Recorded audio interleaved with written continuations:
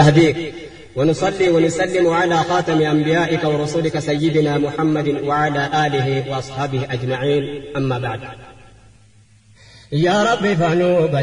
حقيقة إسلاما نتمنى لقاءك بالسلامة. يا رب فنوب حقيقة إسلاما نتمنى لقاءك بالسلامة. وكما بلبا فريد صدم فاردي بسم الله جنة كمنا مقاساتي وان دبا ديمنو يواس خيريتاتي الحمد لله فارون كربيتي كان وفلو برسيسي توكي جماساتي وكان أمة إسلاما داني فدساتين أمة محمد تعالى أمتاتي صلى الله على نبي الرحمة وآله وصحبه جميع الهداة وعلى التابعين عند مؤمناته الراجرات رحمة النساء والإن برباته أمس قدراساتين وقال أنه رحمة ماساتين فارفة مدقاته قفتان خلقنا ما نتمنى لقاءك بالسلامة. وقاقه اللافت سنت فكاته ارقى بري تقو دفيد برفته أقوم نمنارا باجنا نلته نمبكاتو ديمي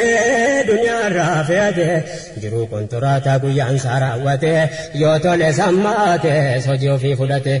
من لمان كيساتكم دنفته ميقاب قبرين شفه جنتا إتاته نعمة كيساتي سيكانار قلفته ميقا كان قبرين سابول بداتاته هندنو ومدون يارت تجارته حديث دوبته كان قولي لكما نتمنى لقاءك بالسلامة. وقاقه جنة واللفتو فكاته وميكا ترقمه وميكا دلته ميكا فياده بها في حركته ميكا تخساره واندو تابته ميكا تسلفته ميكا تجلته ميكا كرامك ربين كجلفته ميكا غنيو ميكا اندرا ركته وقان دو كلافتو سنت فكاته وميكا هجته خالق الأرض سما نتمنى لقاءك بالسلامة. السلام عليكم يا أمة كينيا كان دي هوس كان نرى فقات تنجرينيا ولين عامل كيسوغا ربين كينيا ربي نفت الجو اتقل كينيا أكاديم نفان ارقما ربي كينيا نمني ملكاو فدو دوها في جرينيا قبچو لجن سيكرا نبي كينيا صحابو ترتي لالچو فكينيا جرو کو باستا حواس اول كينيا اتددبن فكي ولي كينيا أكربي كينيا إتانو سلاما نتمنى لقاءك بالسلامة.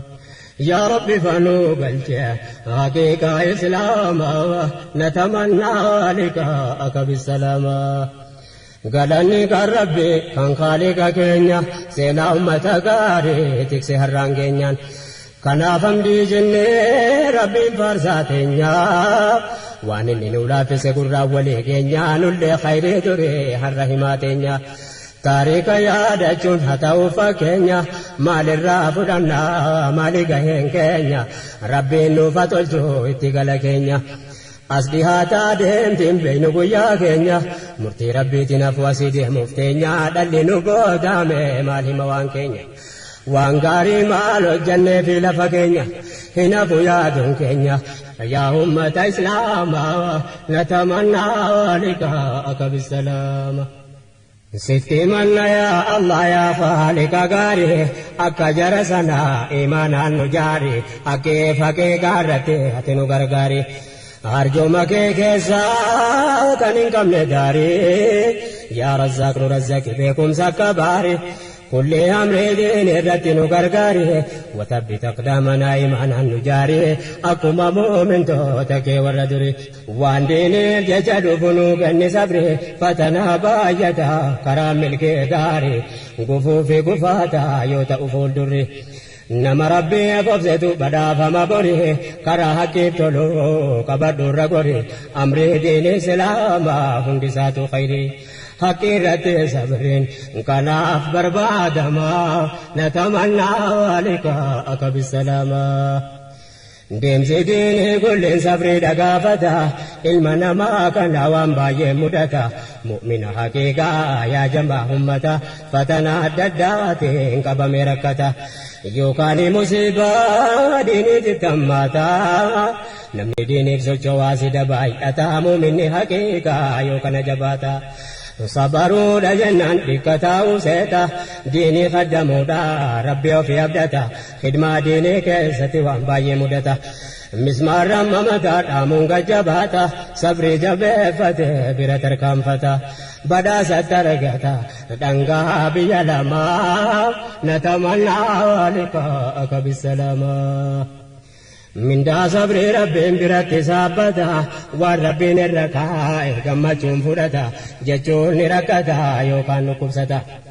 yookaan waan biraatiin qabame rakkata jireenya keessattis waa hedduu gufata ilmoonni jaallatu waa taan harrifata yoo as qawlee rasuula rabbii yaadata dinqan amrii mu'minaa ergamaa rahmata yoo khayrii quunname rabbi ofii galata yoo hamtuu mudate sabbaree baadhata akkasiin rabbiirraa khayrii dabalata wayta diiniin galeef akkana fakkaata rabbi ofii sodaata kanaaf badhaafama natamannaa liqaa'aka bisalamaa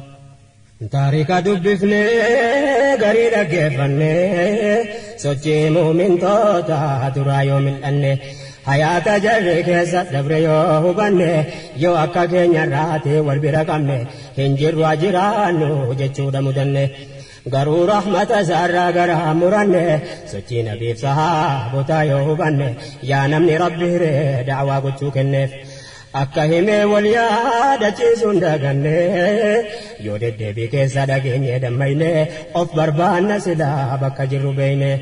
dubbiituun adibee malee duwwaan jenne waan hojii khayriidha jarri waan hambifne deemana sinafne eddeetta afaan rabbumaa natamannaa liqaa'aka bisalamaa seenaa muumintoota duraa yoo himamu jannan akkas malee tasan kajeelamu utuu jechuun jiraate abdii dhabanamu garuu rahmaan irraa garaa muratamu rahmata ofii keessa inni nuuf arjoomu malee khayrii sagaa minni kajeelamu ummata saharraa faallaa walii deemu tuu ulamaan jiru jaahilli sheekomu dubbii kana booda itti deebi'amu muumintoota walaa hayaadanu namu waan muuminni sun ta'e aliyyiin yoo himu himee namaa dhaamu khaliifaan islaamaa natamannaa liqaa'aka bisalamaa wanti jarri fakkaatu yeroo wasaafamu waa'ee sahaabotaa wayta gaafatamu nam tokko gaafatee hamaam kan jedhamu namni rabbiin sodaatu numa jira yoomu jedhee abbaana san jalqabe yoo himu sochiin jaraa kulleen khayrii wal dorgomu waan gaarii malee hamtuun irratti hin argamu boonni irraan jiraatu dhooffatee deemu ijji jaraa waan rabbiin dhowwirraa dhowwamu diinitti dhowwamu khayrii wal dorgomaa natamannaa liqaa'aka bisalamaa يا ربي فانو قلتي حقيقة إسلاما نتمنى لقاءك بالسلامة يا ربي فانو قلتي حقيقة إسلاما نتمنى لقاءك بالسلامة دبتي علي وصف جراقوتو أمة إسلاماتي فوان برنوتا تاتو قران همتو لقه فجر رايقتو gammachuun jaraallee daangaan dabarfatu rakkoon fedhe dhufee numa tarkaanfatu lubbuun jaraa rabbi wal arguuf dheebotu hisriidhaaf zambiirraa qalbii ofii cufatu hojjatus boqatu salkan guyyaa taatu sagadus nagadus bittaa gurgurtaattu qotatus horatus jireenyi isaa guutuun daangaa islaamni kaayyate keessa achiin baatu ittumaan jiraatu hayaata dhugumaa natamannaa liqaa'aka bisalamaa akka jiruun biyyaa duniyaa gabaabbatu jaraaf galee kanaaf akka sahaabbatu sabriin dabarsanii waan guddaa eeggatu nigdee gaarii qabu waan baay'ee buufatu guyyaa dulla argamees leenca fakkaatu halkan fuula rabbii quraanaan dhaabbatu wayita quraanni waan gammachuu dubbatu hawwanii dharrahuu fagootti deebotu dubbee sodaachisa wayita yaan dubbatu kunnuuf dubbatame jedhanii rifatu akka waan jahannama arganii sodaatu rabbiif sujuudanii boohanii kadhatu najaanu baafadhu jedhanii waywaatu qalbii dacabanii keessa dhukkubsatu qalbii mu'minaatu yoomiyyoo akkasuma natamannaa liqaa'aka bisalama dubbate aliyyiin dubbii gaggaariisaaf sifa mu'mintoota dhaga'i fakkeessa hojiin khayriin baay'ee jara gammachiisa yoo hammam baay'ate yoom jara ifachiisa diiniin ifa bahuu jara hawwisiisa rabbiirra ol kajeelu nassaruu diiniisa khayriitti wal waamee gorsee wal hiriirsaa riskii san margate gammaddi qalbiinsa waan jibbamtuu hundarraa fagoodha nafsiinsa suuta nama seentimi oftuu dubbinsa akkas gabroonni rabbii dhagaye abboleessa diinii keessaa ifa alaafi mannisa tolatti hoolanii ollaa gammachiisa rakkinni ilma namaa jara gaddisiisa akhlaaqni jarri qabu nama hawwisiisa har'a eessaa baha nama jechisiisa kulliin harakaasa hundi ibaadaadhuma natamannaa liqaa'aka bisalama يا ربي فانو قلجي حقيقة إسلاما نتمنى لقاءك بالسلامة اتفوا في أمس رب الرجالته وصفي مؤمن توتا كان ندبته حال مؤمن ما وانتني فكاتو لبون جرى مسجد الراجم فقاتو عبادة جرين يو في فايته هنك فايو جولب لبيباتو هنا فابسكرا أمير فقاتو دبي أسيفتي أوفون جران تاتو خير مال شرين جرات اندهاتو هرك جرى أرجاد واكنو نفتو جرين كيستي والقبا كباتو الرمني جرى كندو قامت سيرتو جيتش ميزان كبواتي كودباتو قامني جرى حرامتي وانياتو تبقى إسلامات ديني دامكتو تراس عقيداتي وارديا دابتو أدوي والقينيا نفدو بملتو هنجرون أمنا مسقوتو ميجباتو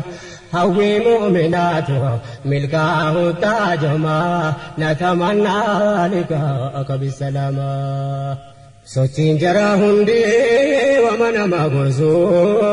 jara karaa rabbii ofirratti obsu rakkinni jireenya jaran dogoggorsu dafteen jaahiliyyaa jara karaa ammaysu seenaa jara wante ummanni akkas faarsu wante dhaloonni hundi walii daddabarsu rakkoon fedhe kamuu sabriidhaan dabarsu shirrii gugguutuun fee shayxaan hin gowwomsu akka jarri rakkoo irratti walii hobsu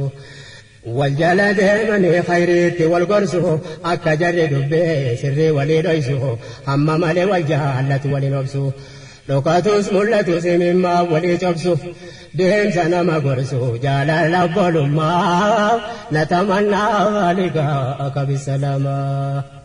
obsa jarri qabu warra yoo agarru utuunu har'aati dandeenyeen sabarru meesaa buta kanaa seenaa wala barru amma rabbiin fedhe ijaa wal agarru ni abdanna rabbiin abad garaa murru laa taqnatuu min rahmatillah jechuutu agarru hojii khayrii taate hundatti jarjarru diiniidhaan jiraachuu amma lubbuun jirru wanti seenaa jaraatti akkana marmaarru sabrii jarri sabarenus akka sabarru maalirratti obsaan jechuurraa habarru haala jara sanaa yoo seenaa agarru of nama jibbise saakkinootti jirru yoo milaata guyyaan khayriif karaa jirru ni'maa rabbiin nuuf oole ofirratti hin barru kenna gooftaa guddaa ofirraan agarru meeqaamaa qalbeedhaan keessootti tafakkarru akka khidmaa diine irratti wal gargaarru irratti asabarru yoos khayriin argamaa natamannaa liqaa'aka bisalaama ummata akkasiitiin diiniin kun tamsa'e kanaaf bitaa mirgaa adeemu milkaa'e mootummaan Qureeshii kanaaf gadi ta'e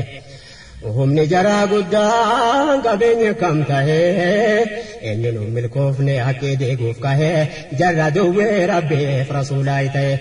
jarritiin akan jirre gochuuf ka'e seenaan jaraa duniyaa akhiraa manca'e hundatu taara yoo maqaan jaraa ka'e jaratu qabsaa'e diiguuf diin islaamaa natamannaa liqaa'aka bisalaamaa. Jarri durdiini kan awwaaluudhaaf bahe biqilaa awwaalaa goggoysuuf ol ka'e kanaaf muumintoonni mana dhiise yaa'e waan hamaa fakkaatee booda gaarii tahee islaamummaan caalaatti biyya hunda wal gahe jaarraa dheeraa addunyaa kan hoogganu ta'e kunoo har'a gahe rabbiin gabbaramaa natamannaa liqaa'aka bisalaamaa. Ummata akkasiitiin diiniin ijaarame kanarra maalummaan isaa dagatame utuu lamaan taa'u jaahilli sheekome hakkiin rabbii fakkiin namaa wallaalame haraamaaf halaallee walitti laaqame maqaa islaamaa baate namni wal zullume hamiidhaaf namiimaa wal shashakkee dhume hakkii walii nyaachuun aadaa taasifame akkuma waan laaftu wa'iitti ilaalame. Borakka mintaan tasarraanfatame gaafa guyyaan keenyaan fuula rabbii deeme maaltu abdatame jettume yaa namaa natamannaa liqaa'aka bisalaamaa. Yaa Rabbi nasrii kee nurraan fageessine amree waan jabaate nurratti neessine diinii keerraa garaa nu murachiisine aduwwee keenya nutti hin gammachiisine. karaa haqiiqaarraa nun gufachiisine yaa Allah faa'ina tokko milkeessine amman ilma namaa fayyanu hundiisine zallamuuf fayyanuu lamuun mirgeessineef atargaa dhagahaadha rahiim yaa rahmaani namni ilma namaa miidhu aaran galfatini yoo rabbitti amane of hin millatini Allah yaa rahmaani nurraa qabi zaalimaa natamannaa liqaa'aka bisalaamaa. Silas fuula kan kee dhufuu waan hin hafne wanti islaama miidhu akka aaran galfanne gooftaa kee namaa si biratti hin banne nu dhaga'i karaa meeqaan sallamamne murtii keetu jabaadha nu sitti deeffanne jabeenya kee sitti ta'uu sitti manne situ beeka kan waa tokko sin dhokanne fuula kee dhaabbanne si qofatti manne. Yaa gooftaa namni waa kadhate harkaan dhabne namni sitti hirkate waa miidhamee nafne yaa Allah nu hawwaadhu keessaan sitti manne kaydii ilma namaa hunda waa mudanne hin himannu fuula ilma namaa dhaabbanne sitti malee abadan murtii kee abdanne qabaan keetu jabaadha kanaaf sitti yanne sumatti deeffanne murtiin keetu cimaa natamannaa liqaa'aka bisalaamaa. Yaa nama obboleessa islaamaa tammaatu sharri halkanii guyyaa namatti macaatu yaa arrabaarraa ragaa sobaa baatu yaa kan murtii rabbii bor dhaabbachuu kaatu waan fedhe haasofsiisuun Allahatti hin jabaatu kulli waan uummanni walirratti hojjetu rabbiin hundaa beekaa tokko san dhokatu rabbiin nama biraa ragaan barbaaddatu. Qaama keeti gaafas ragaa sitti taatu yaa namticha namaa islaamaatti hammaatu akka nama duniyaaf zalaalam jiraatu ani hin beekne wallaahi waan boratti taatu gaafii si dhihaatu deebiin kee maalumaa natamannaa liqaa'aka bisalaamaa. Rabbiin nu haa tiksu waan akkasii keessa gariin wal hamatee maqaa wal balleessa nama akkam wal jaallatu walirraa fageessa. Shakkii jidduu kaa'ee jaalala balleessa seenee addaan diigaa jidduu obboleessa afaan mi'eeffatee dubbii fafakkeessa namni walii galuu taate dhukkubnisaa akka ta'e tahee zanni wal balleessa jidduu mujtamaa seenee faffacaasa kana biraa eessaan duratti deemamaa natamannaa liqaa'aka bisalaamaa.